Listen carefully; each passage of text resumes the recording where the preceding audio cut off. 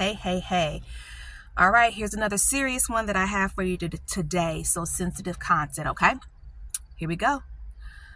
Good elders break confidentiality. Good elders break confidentiality. I'm going to explain, okay? A personal example. And let me share this too. Why do we have elders that are helping sisters in secret? What does that mean? Because for my own personal experience with that, okay, the B part of that, trust and believe I'm taking that to the grave because I want that elder to help another woman. So I'm not telling nobody that. But let me share with you the personal experience I do want to share about confidentiality. All right, Myra Cassidy here, empowerment coach. I can't even think of my titles. What's going on here? Empowerment coach, religious trauma specialist, motivational speaker, and writer, talking about religious trauma and religious trauma syndrome, this emerging field that is out there. And unfortunately, I do myself have religious trauma syndrome. So it is absolutely real, from the anxiety to the depressions, from unfortunately the suicidal ideations. A lot of people out here are suffering. So this platform, which is a coaching platform, this is not therapy, and I do not represent the worldwide organization of Jehovah's Witnesses, but this platform, it is for sisters who identify as Jehovah's Witnesses. Because here's the thing, many of you out there are suffering like I was suffering without even knowing what's wrong. So please consider joining my private Facebook group, Sisters Living with Religious Trauma Syndrome. Of course, it says JW, Sisters Living with Religious Trauma Syndrome. But let's get into the topic of discussion today. Good brothers break confidentiality. So, let me share with you my own personal example of this, okay?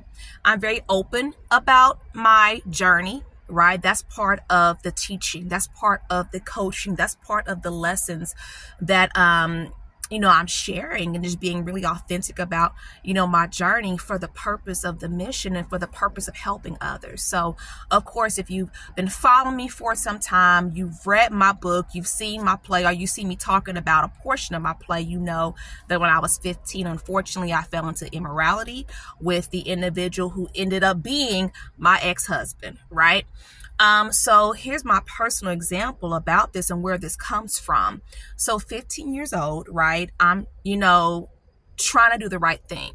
Of course, I tell my parents right away what went down. And if you have read my book or you've seen my play or seen me do my monologue, since 2018 off of the first couple of pages from my book, you know how my elder dad reacted, right?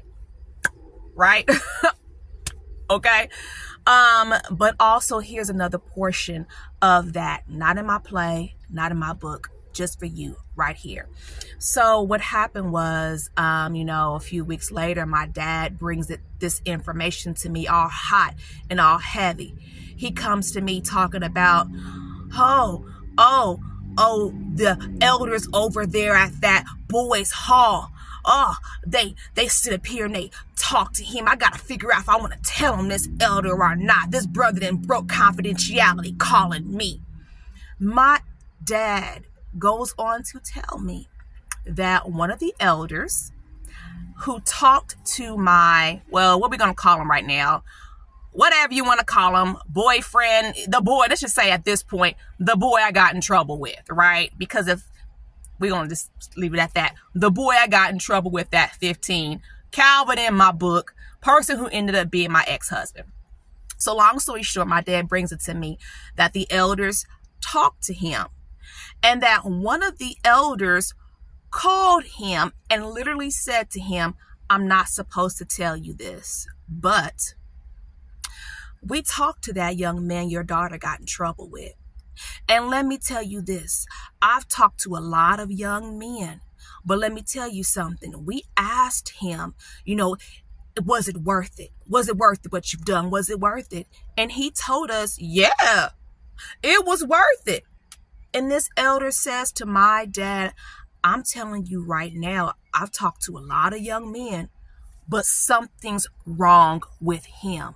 He's coming back for your daughter. So I'm telling you right now, you better watch your daughter. And what my dad did was get all up in his feelings. And instead of leaving that as a conversation that happened between two fathers, two elders, he brings it to me because he's upset and he's ticked off.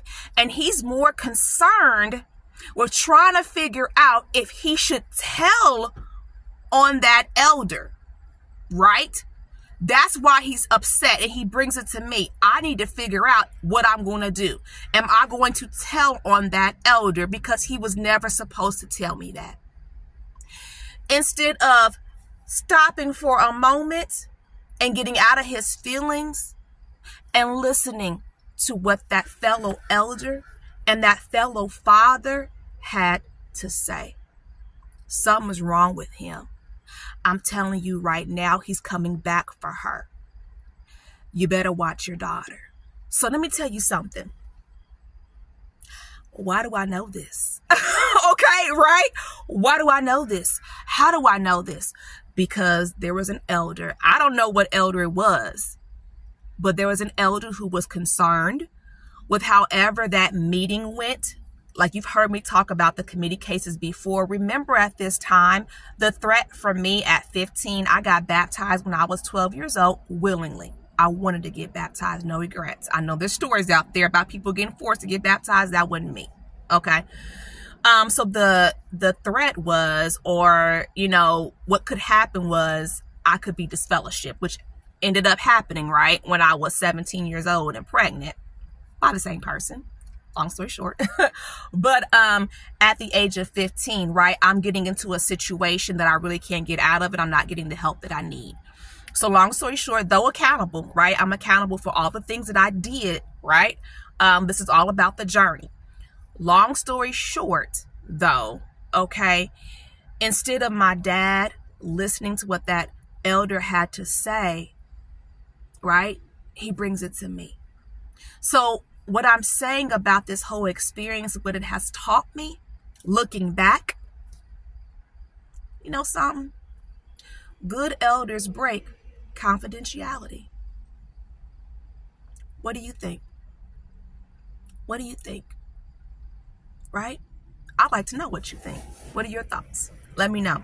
So, hey, don't forget about my group coaching. That's going to start December the 3rd from 7:30 to 8:30 Eastern. Group coaching, okay?